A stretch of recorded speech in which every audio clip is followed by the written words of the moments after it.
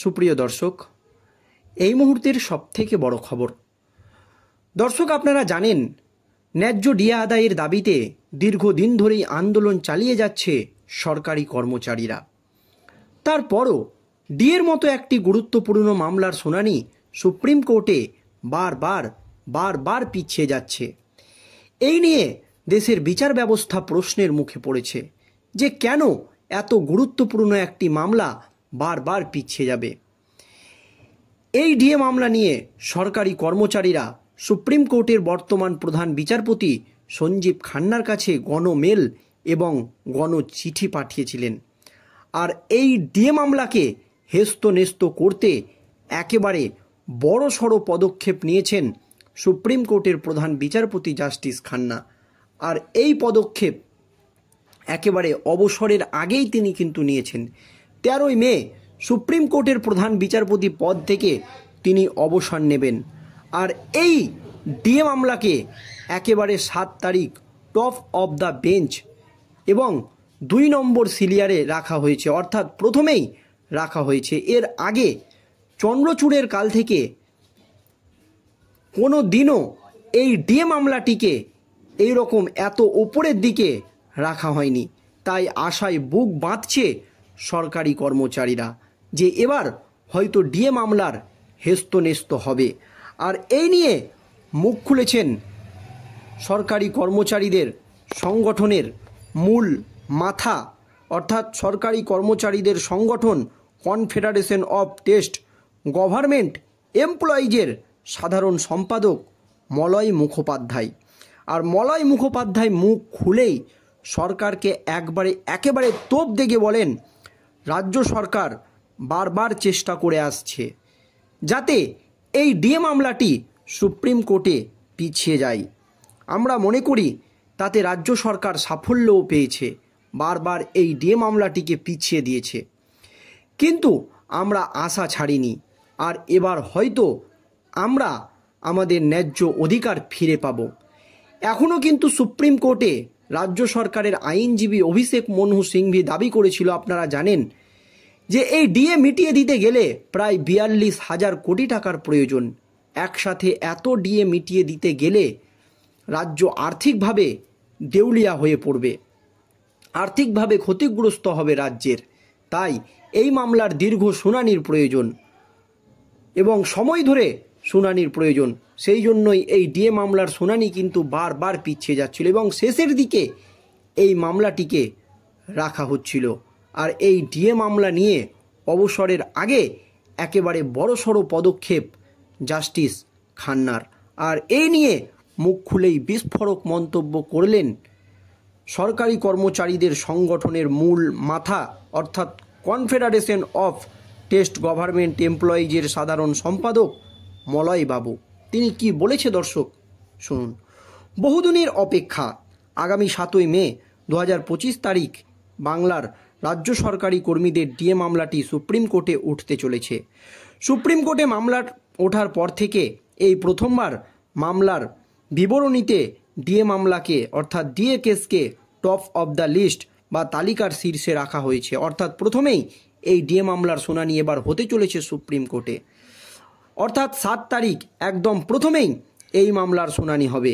এই খবর সামনে আসার পর থেকেই আশায় বুক বাঁধছে রাজ্য সরকারি কর্মীরা।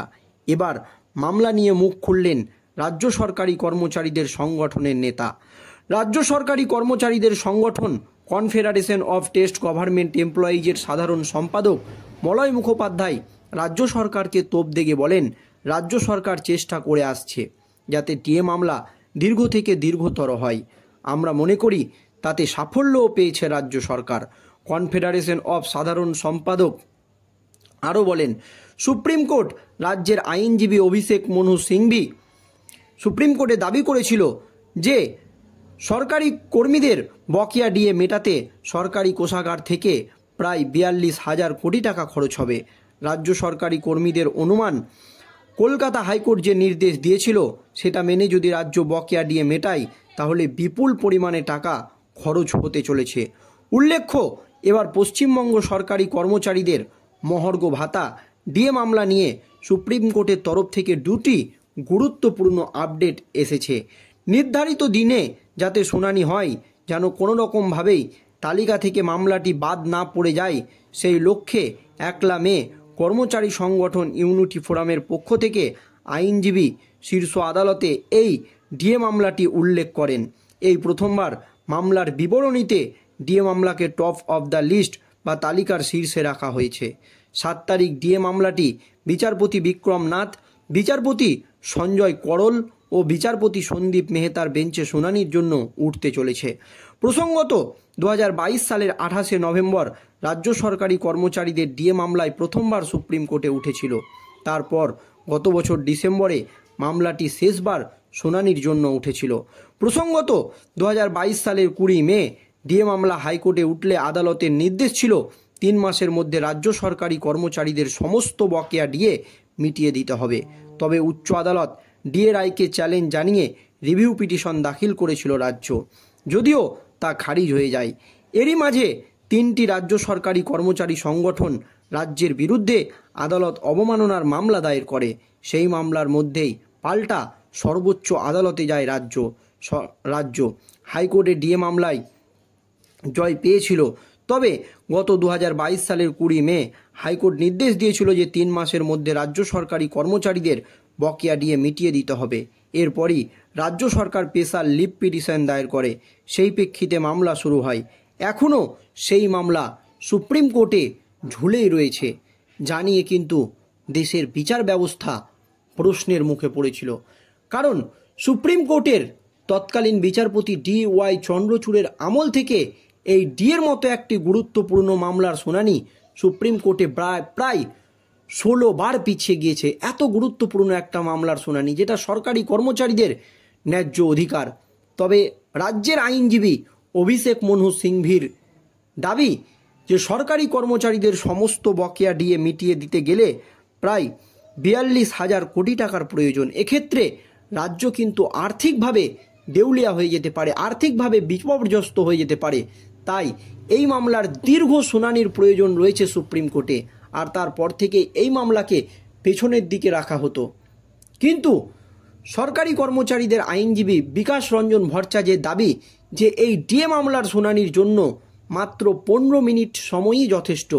15 মিনিট যদি সময় পাওয়া যায় তাহলেই সুপ্রিম কোর্টে এই ডিএ মামলা নিষ্পত্তি হবে, এমনই কিন্তু জানিয়েছেন বিশিষ্ট আইনজীবী বিকাশ রঞ্জন ভট্টাচার্য। শুধু তাই নয়, আইনজীবী ফিরদৌস শামীমও এই ডিএ মামলা নিয়ে রাজ্য সরকারকে একেবারে তোপ দেখেছে এবং সুপ্রিম কোর্টের প্রধান বিচারপতি জাস্টিস খান্নার এই পদক্ষেপের ফলে একেবারে আইনজীবী ফিরদৌস শামীম স্পষ্ট জানিয়ে দিয়েছে যে রাজ্য সরকার এবার যাতে ডিএ দেওয়ার জন্য প্রস্তুত হয়। রাজ্য সরকারকে এবার সমস্ত বকেয়া ডিএ মিটিয়ে দিতে হবে, আর সেটা শুধুমাত্র সময়ের অপেক্ষা। অর্থাৎ রাজ্য সরকারি কর্মচারীদের জয় শুধুমাত্র সময়ের অপেক্ষা, এমনই কিন্তু দাবি বিশিষ্ট আইনজীবী ফিরদৌস শামীমের। আর এই আবহে বহুদিনের অপেক্ষার পর আগামী 7ই মে 2025 তারিখ বাংলার রাজ্য সরকারি কর্মচারীদের ডিএ মামলাটি সুপ্রিম কোর্টে উঠতে চলেছে। আর সুপ্রিম কোর্টে মামলা ওঠার পর থেকেই এই প্রথমবার বিবরণীতে ডিএ মামলাকে টপ অফ দ্য লিস্ট বা তালিকার শীর্ষে রাখা হয়েছে। যতদিন থেকে এই ডিএ মামলাটি সুপ্রিম কোর্টে চলছে, একেবারে প্রায় 2-4 বছর ধরে, তার মধ্যে এই প্রথমবার ডিএ মামলাকে একেবারে টপ অফ দ্য লিস্ট অর্থাৎ তালিকার প্রথমে রাখা হয়েছে এবং গুরুত্ব সহকারেই এই মামলাকে এবার শোনা হবে, এমনটাই কিন্তু আশা করছে সরকারি কর্মচারীরা। কিন্তু এখনও এই ডিএ মামলাকে পেছানোর জন্য চক্রান্ত চালিয়ে যাচ্ছে রাজ্য, সব রকম চেষ্টা কিন্তু তারা করছে, এমনই দাবি সরকারি কর্মচারীদের সংগঠনের মূল মাথা কনফেডারেশন অফ গভর্নমেন্ট এমপ্লয়িজের সাধারণ সম্পাদক মলয় বাবুর।